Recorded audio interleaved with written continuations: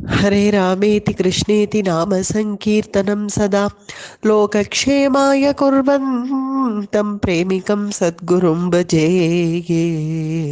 यत्प्रसादेन वचसां प्रसादादिगुणोदयः साविर्भवतु वाग्देवी मयि वाचा प्रसन्नया नारायणं नमस्कृत्य नरं चैव नरोत्तमं देवीं सरस्वतीं व्यासं ततो जयमुदीरयेत्। व्यासाय विष्णुरूपाय व्यासरूपाय विष्णवे नमो वै ब्रह्मनिधये वासिष्ठाय नमो नमः।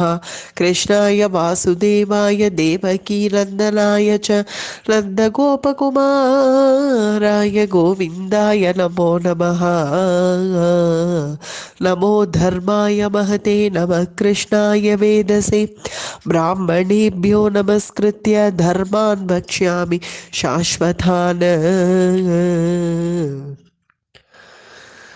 மகாபாரதத்தில் திருதராஷ்டிரன், காந்தாரி, குந்தி, பிறகு விதுரர், அவருடைய பத்தினி, வியாச பகவான் இவர்கள் எல்லோருமே கிளம்பி வானப்பிரஸ்தாசிரமம் கிளம்பணும் அப்படிங்கிறதுக்காக கிளம்பி வியாச பகவான் வழி நடத்த எங்கேயோ ஹிமாச்சலம் கிட்ட கங்கா காட் அப்படின்னு அங்கே ஒரு இடம் இருக்குது. கங்கா தீரம் ஓடுற இடம் அது. இன்றைக்கும் அந்த இடம் இருக்குது. திருதராஷ்டிரன் தபஸ் பண்ண இடம் அது. அங்கே ஏராளமான ரிஷிகள்லாம் இருக்கா. எப்படி பாண்டு மகாராஜன் ரிஷி கைங்கரியமே பண்ணிட்டு தன்னுடைய கடைசி வாழ்நாளில் கடைசி காலத்தை கழிச்சானோ, அதே போல் திருதராஷ்டிரனும் இந்த ரிஷிகள்லாம் இருக்கா அப்படிங்கிற ஆறுதலில் அவர்களோடவே பேசிண்டு, அவர்கள் பேசினா திருப்பி திருப்பி என்ன பேசுவா, பகவத் விஷயமாக தானே பேசுவா. அதெல்லாம் கேட்டு கேட்டு இவ்வளவு நாள் எவ்வளவு லோபியாக இருந்தானோ திருதராஷ்டிரன், அப்படியே தன்னுடைய இந்த லோக சாமானிய விஷயங்களெல்லாம் தபஸில் திருப்பிட்டான். அப்படியே தபஸில் திரும்பினதுனால நல்ல ஜிதேந்திரியன் ஆயிட்டான், தபஸ்வி ஆயிட்டான், இந்திரியங்களெல்லாம் கட்டுப்படுத்திட்டான், வசப்படுத்திட்டான். எந்நேரமும் தபஸ் தபஸ் தபஸ்னு ஒரு பெரிய தபஸ்வி போல ஆயிட்டான் இப்போ திருதராஷ்டிரன். திருதராஷ்டிரன் போன்றவர்கள் எல்லோரையும் இங்கே விட்டுட்டு வானப்பிரஸ்தாசிரமத்தில் விட்டுட்டு விதுரர் அவர் மட்டிலும் கிளம்பி நேர பிரபாச க்ஷேத்திரம் கிட்டக்க போனார். அதனுடைய சமீபத்தில் போய் தானே ஒரு கோரமான தபஸ் பண்ணுறார் விதுரர். இனி கிருஷ்ணன் கிளம்ப போகிறான், அவதார காரியம் முடிஞ்சுண்டு. இந்த கிருஷ்ணன் கிளம்பிட்டான் அப்படிங்கிறத கேட்டுட்டா நம்ம கிளம்பணும். அதனால அதுக்கு முன்னாடியே கிளம்பிடுவோமே. ஏன்னா கிருஷ்ண கைங்கரியத்துக்காக தானே யம தர்மராஜாவே விதுரராக அவதாரம் பண்ணது. அந்த கிருஷ்ண கைங்கரியம் ஒரே ஒரு நாள் என்னுடைய குட்டிலில் வந்து அந்த கிருஷ்ணன் ஒரு கஞ்சி சாட்டான், அது போரும் எனக்கு. கிருஷ்ண சேவை எனக்கு முடிஞ்சுடுது, அதனால நான் இப்பவே கிளம்புறேன் அப்படின்னு கோரமான தபஸ் பண்றார். इत्युक्तः प्रत्युवाचेदमु धृतराष्ट्रो जनाधिपं कुशली विदुरः पुत्र तपो घोरं समाश्रितः. तपो घोरं घोरமான தபஸ் பண்றார். வாயு பக்ஷணம் தான் பண்றாராம். வாயு பக்ஷோ நிராகாரஹ, ஆகாரம் இல்லாம வாயு பக்ஷோ நிராகாரஹ கிருஷோத்தமனி சந்ததஹ கதாச்சித் திருஷ்யதே விப்ரைஹி ஷூல்யேஸ்மில் கானலே க்வசித். இப்படி தபஸ் பண்ணி அவரும் தன்னுடைய சரீரத்தை அங்கேயே தியாகம் பண்ணிட்டு பிறகு தன்னுடைய யம தர்மராஜா அப்படிங்கிற யம பதவிக்கே போய் சேர்ந்தார். விதுரர் அந்தர்தானம் ஆயிட்டார் முதல்ல. இங்கே இவர்களோ திருதராஷ்டிரன், காந்தாரி முதலியவர்களோ இங்கே வானப்பிரஸ்தாசிரமத்தில் அவர்கள் நல்லபடி ரிஷி சேவையெல்லாம் பண்ணிட்டு கழிச்சுட்டு இருக்கார்கள். இந்த சந்தர்ப்பத்தில் தான் வியாச பகவான் நினைக்கிறார், இந்த ஸ்திரீகளுடைய நிலைமை என்ன? சரி, திருதராஷ்டிரன் ஒரு முடிவு எடுத்துட்டான், வானப்பிரஸ்தம் போகிறேன் அப்படின்னு ஒரு முடிவு எடுத்துட்டு கிளம்பி வனவாசத்துக்கு வந்தாச்சு. இந்த ஸ்திரீகளும் அங்கே அந்தப்புறத்திலேயே இருக்கா இல்லையா? இந்த கௌரவர்களுடைய பத்தினிகளாக இருக்கட்டும், இல்லை கௌரவர்களுடைய குழந்தைகள்லாமும் போயிட்டா, அவர்களுடைய பத்தினிகள், இவர்கள் எல்லாரும் வைதவியத்தை அடைஞ்சு ரொம்ப சிரம திசையில் அந்தப்புறத்திலேயே சுற்றி வரா. வெளியில் காமிச்சுக்கலையே தவிர மனசுக்குள்ள அவ்வளோ வேதனை இருக்குது அவர்களுக்கு. அவர்களுடைய நிலைமை என்ன அப்படின்னு வியாச பகவான் யோசிச்சார். ஒரு காருண்யம் வந்துடுது, ஒரு கருணை வந்துடுது அவர்கள் மேலே. இவர்களுக்கு ஏதாவது நம்ம செய்யணுமே, எல்லாம் பதிவிரதைகளாச்சே, சாமானியம் இல்லையே, ஒவ்வொன்றும் பதிவிரதா ஸ்திரீகள், இவர்களுக்கு ஏதாவது செய்யணும் அப்படின்னு ஒரு கருணை வந்துடுத்து. அதனால் அவர்கள் இங்கே வரணும் அப்படின்னு சங்கல்பிச்சுட்டார் வியாச பகவான். அவர்களும் இங்கே கிளம்பி வரணும் அப்படின்னு அவர் இங்கே சங்கல்பிச்ச உடனே அங்கே யுதிஷ்டிரர் மனசில் ஏதோ தோன்றுறது. அஸ்தினாபுர அரசாட்சியில் இருக்கிறச்சேவே நம்ம அம்மா போனா, பெரியப்பா பெரியம்மா போனா, போய் கொஞ்ச நாட்கள் ஆயிடுத்தே, அவள் நல்லபடியாக இருக்காளா, எங்கே இருக்கா, ஒன்றுமே தெரியலையே, நம்ம வேணா ஒரு தடவை போய் பார்த்துட்டு வருவோமா அப்படின்னு யோசிக்கிறார். பக்கத்தில் தௌமியர் குலகுரு உட்காண்டிருக்கார். தௌமிய மகரிஷே அப்படின்னார். சொல்லு ராஜன்னு, சொல்லு.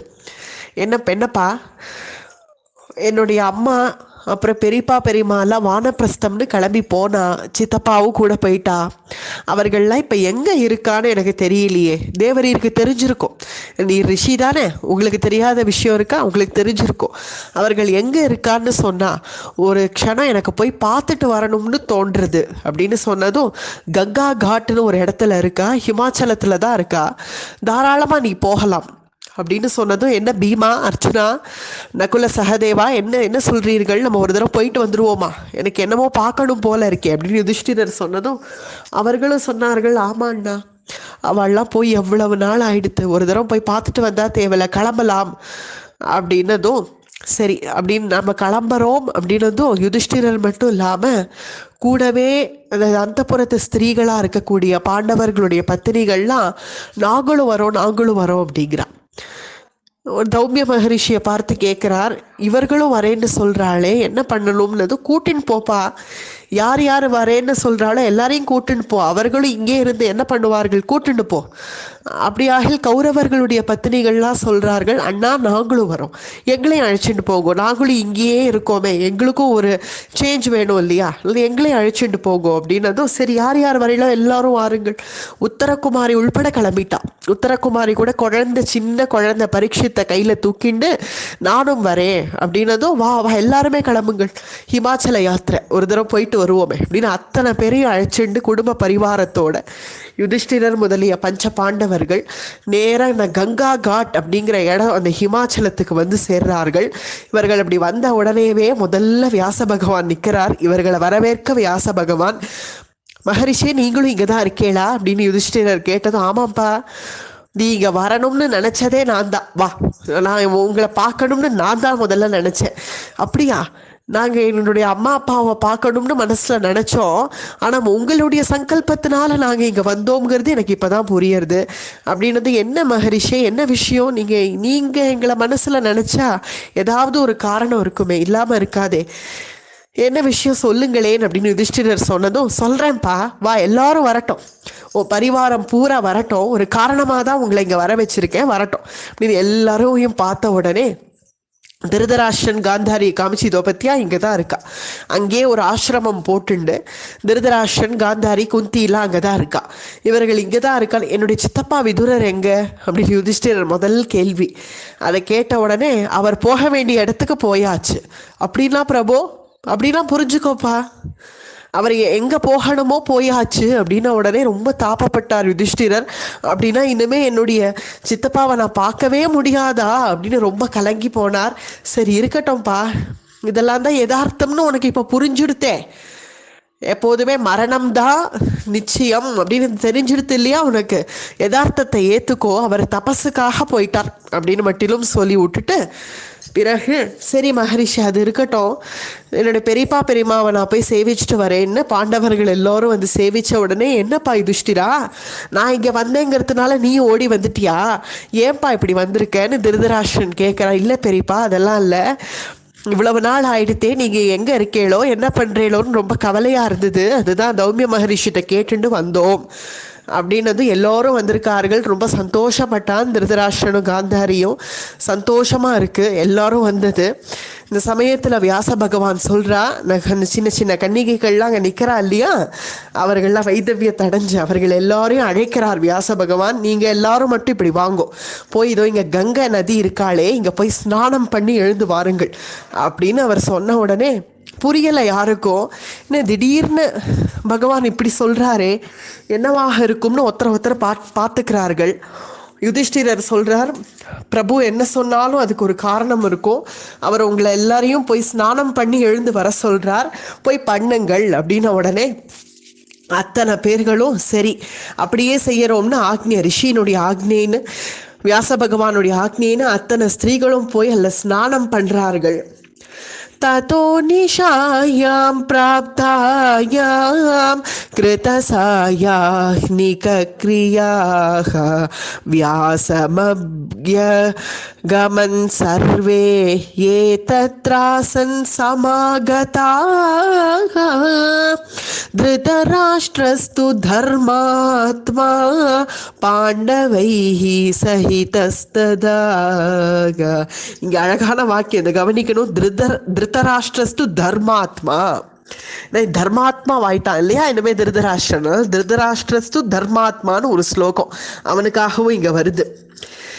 எல்லோரும் இந்த புண்ணிய பாகீரதி அப்படின்னு சொல்லக்கூடிய அந்த கங்கா தீரத்துல ஸ்நானம் பண்ணுங்கள் அப்படின்னு சொன்ன உடனே ततो व्यासो महातेजाः पुण्यं भागीरथी जलम् अवगाह्य जुहावात सर्वान् लोकान् महामुनिः.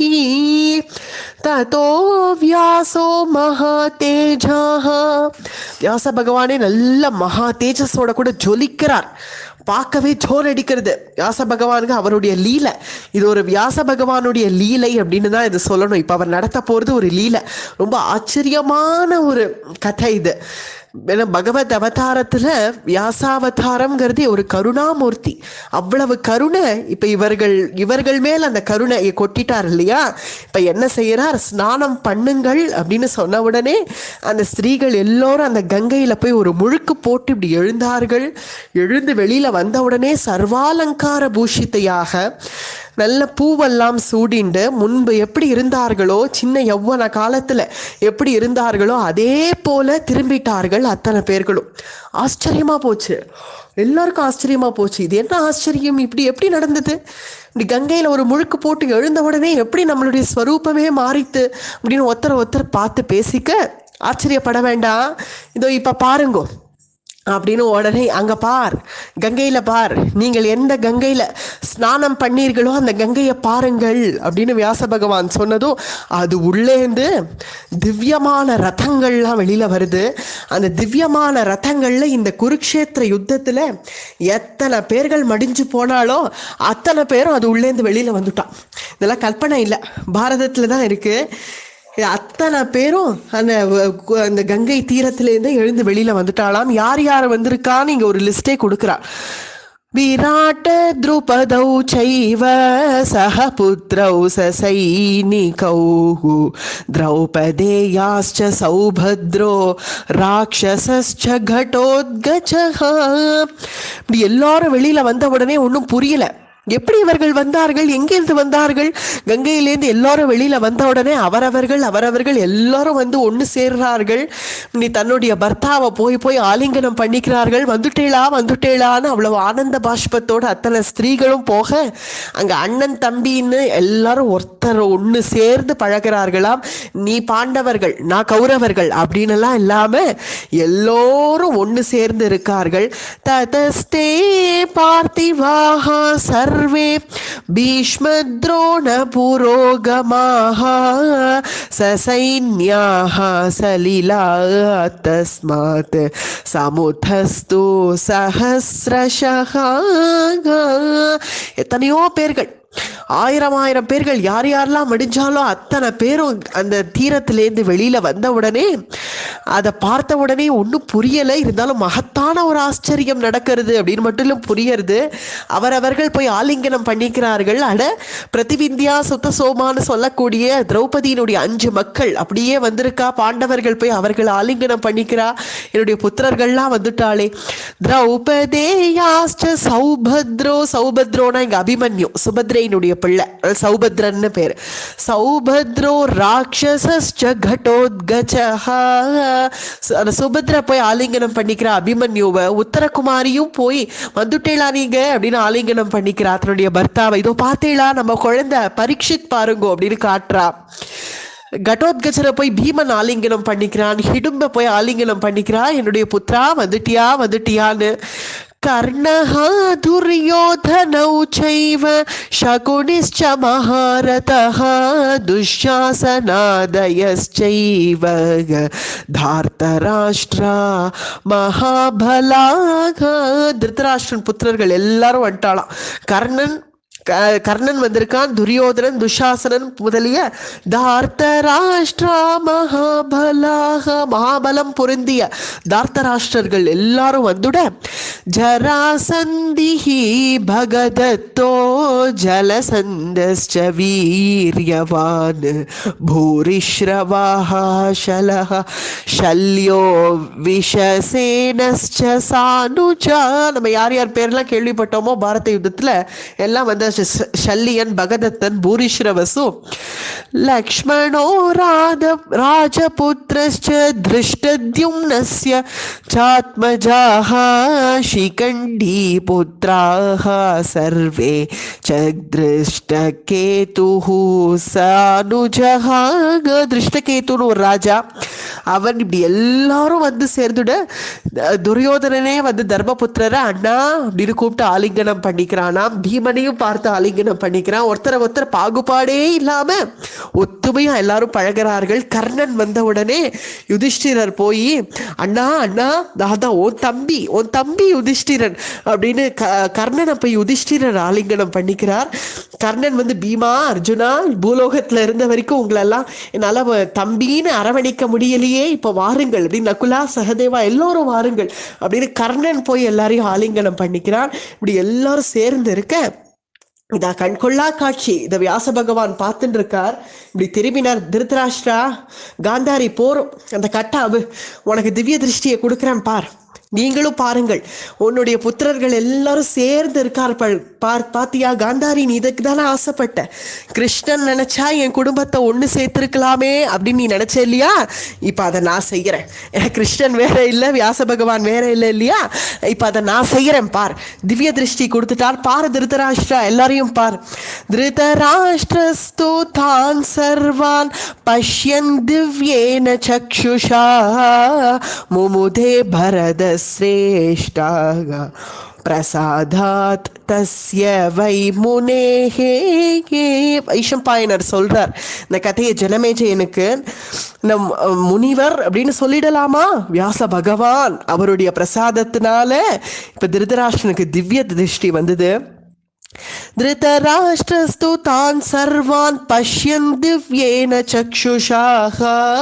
பஷ்யன் திவ்யேன, பஷ்யன்னா பார்க்கறான், எல்லோரையும் பார்க்கறான். தன்னுடைய குடும்ப பரிவாரமே ஒன்று சேர்ந்து இருக்கு, சந்தோஷமா பார்க்கறாள் காந்தாரியின் திருதராஷ்டிரனும். திவ்ய ஞான பலோபேதா காந்தாரி ச யசஸ்வினி ததர்ஷ புத்ராஹ தான் சர்வான் ஏ சான்யே திவ்யமான அந்த திருஷ்டியோட காந்தாரி அத்தனை பேரையும் பார்க்கிறா. தன்னுடைய எல்லா புத்திரர்களையும் பார்த்து பார்த்து சந்தோஷப்படுறா. ஆஹா ஆஹா, இதுக்கல்லவோ நான் ஆசைப்பட்டேன், இதுக்கல்லவோ நான் ஆசைப்பட்டேன் அப்படின்னு காந்தாரி பார்த்து ஆனந்த பாஷ்பம் விடுறாள். திருதராஷ்டிரனும் பார்த்து இதுதான் என் புத்திரர்களா, இதுதான் பாண்டவர்களா, இவர்களை இப்பதானே நான் பார்க்கிறேன், எவ்வளவு ஒத்துமையா இப்ப எல்லாரும் சேர்ந்து இருக்கார்கள், இது அப்பவே இருந்திருக்கலாமே, எவ்வளவு சந்தோஷமா இருக்கு அப்படின்னு இதெல்லாம் பார்த்து ஆச்சரியப்பட்டு இருக்கா. ஒருத்தர் பாக்கி இல்லை, எல்லாரும் வந்தாச்சு, எல்லாரையும் பார்க்கிறார்களாம். புத்ரஹ பித்ராச்ச மாத்ராச்ச பாரியாச்ச பதிபிஹி சஹக பிராதா பிராத்ரா பிராதா சகா சைவ சக்யா ராஜன் சமாகதாக. ஒரு பிதா போய் புத்திரன் ஆலிங்கனம் பண்ணிக்கிறது, ஒரு ஸ்திரீ போய் தன்னுடைய பர்த்தாவை ஆலிங்கனம் பண்ணிக்கிறது, அப்புறம் அண்ணன் தம்பி ஒருத்தரை பார்த்து ஆலிங்கனம் பண்ணிக்கிறது, இப்படின்னு எல்லா ஜனங்களும் சேர்ந்து இருக்க புத்ராஹா பித்ராச்ச மாத்ராச்ச பாரியாச்ச பதிபிஹி சக பிராத்ரா பிராதா சகா செய்வ தன்னுடைய தோழன் யார் யார் இருக்காளோ அத்தனை பேரும் ஒருத்தர் தனித்தனியே பரஸ்பரம் அவ்வளவு பிரேமையை காமிச்சுக்கிறார்களாம். பரஸ்பரம் சமாகம் கம்ய யோதாஸ்தே பரதர்ஷபாகா முனேஹே பிரசாதாத்தே ஹேவம் க்ஷத்ரியா நஷ்டமன்யவஹ முனேஹே பிரசாதாத். எந்த ரிஷியை நம்ம முனிவர்னு நினைக்கிறோமோ அந்த வியாச பகவான் அவருடைய பிரசாதத்தினால பரஸ்பரம் சமாகம்ய யோதாஸ்தே பரதர்ஷபா ஜனமேஜயா, அந்த வியாச பகவானுடைய பிரசாதத்தினால, ஏன்னா அவர் தன்னுடைய குரு இல்லையா, வைஷம்பாயனரோடவே குரு இல்லையா, அதனால தன்னுடைய ஆச்சாரியனை பெருமைப்படுத்துறார். முனேஹே பிரசாதாத்தே ஹேவம் க்ஷத்ரியா நஷ்டமன்யவஹா. இது ஒன்றும் இல்லைப்பா ஜனமேஜயா, பகவான் நினைச்சா எல்லாரையும் சமாப்தி பண்ணிடவும் முடியும், எல்லாரையும் திருப்பி அப்படியே கொண்டு வந்துடவும் முடியும். இல்லை, கிருஷ்ணன் எல்லாத்தையும் சமாப்தி பண்ணான், வியாசர் எல்லாத்தையும் கொண்டு வந்துட்டார். அது பகவானுடைய லீலை தானே. கிருஷ்ணன் வேற இல்லை, வியாசர் வேற இல்லையே, ரெண்டு பேருமே நாராயணன் தானே. அதான் பகவான் நினைச்சா சமாப்தியும் பண்ணுவான், திருப்பி கொண்டு வரவும் முடியும். அந்த லீலையை தான் இப்ப காட்டுறார். இப்படி எல்லோரும் ஒருத்தர் சந்தோஷமா இருந்தார்கள். இன்னும் ஒரு 5 நிமிஷமோ 10 நிமிஷமோ ஒரு அரை மணி நேரமோ இருந்திருக்கும் இந்த ஒரு காட்சி. உடனே அப்படியே அந்தர்தானம் ஆயிட்டார்கள். யார் யார் குருக்ஷேத்திர யுத்தத்துல போனார்களோ அவர்கள்லாம் வந்துட்டா இல்லையா, வந்தவர்கள் அப்படியே திரும்பி அந்தர்தானம் ஆயிட்டார்கள், மறைஞ்சிட்டார்கள். உடனே இந்த ஸ்திரீகள்லாம் ரொம்ப தாபப்படுறார்கள், மறுபடியும் கேவி அழறார்கள். வியாச பகவான் எங்கேன்னு ஓடுறார்கள். ஓடி போய் அவரோ அப்படி நின்றுட்டு இருக்கார் ஒரு ஆசிரமத்தின் வாசல்ல. நல்ல தேஜஸோட கூட கம்பீரமான ரிஷி இப்படி நின்று இருக்கார். அவர் சரணத்துல போய் விழுறார்கள். பிரபு, இது என்னது? இது ஒரு லீலையா? இப்படி பண்ணிட்டேளே, ஒரு 5 நிமிஷம் 10 நிமிஷம் ஒருத்தர் சந்தோஷப்பட்டு அந்த சந்தோஷத்தை ஜீரணிக்கிறதுக்குள்ளேயே இவர்கள் எல்லாரும் அந்தர்தானம் ஆயிட்டாளே, அவ்வளவுதானா எங்க கதி? இனிமே நாங்க என்ன செய்யணும்? இவ்வளவு ஒரு பெரிய ஆனந்தத்தை கொடுத்துட்டு திடீர்னு இப்படி பிடிச்சி இழுத்தா மாதிரி இருக்கே எங்களை, நாங்க என்ன செய்யறது அப்படின்னு அத்தனை பேர்களும் அழ அவரை சரணாகதி பண்ண. உடனே வியாச பகவான் சொல்றார், அழாதீர்கள், பயப்படாதீர்கள், இப்படி உங்களை கஷ்டப்படுத்தணும்னு நான் வர வைக்கலையே, அதுக்குன்னு அப்படியாக நான் வர வச்சிருக்கவே மாட்டேனே. நான் வர வச்சதுக்கு காரணமே வேற. உங்கள் எல்லோரையும் உங்களுடைய பத்திமார்கள் எங்க இருக்காளோ அதே இடத்துக்கு உங்க எல்லாரையும் அனுப்பணும் அப்படின்னு நான் முடிவு பண்ணி தான் நான் இங்க வர வச்சேன். அதை நீங்கள் எல்லாரும் சந்தோஷமா இருக்கிறத காந்தாரி பார்க்கணும், திருதராஷ்டிரன் பார்க்கணும், அவர்கள் மனசு குளிரணும். அதுக்காக தான் நான் இதை செஞ்சேன். இனி நான் உங்களுக்கெல்லாம் ஒரு வழி பண்றேன் அப்படின்னு வியாச பகவான் நேர கங்கா நதிக்குள்ள தான் இறங்கினார். தான் இறங்கி நடுவுல போய் நிற்கிறார்.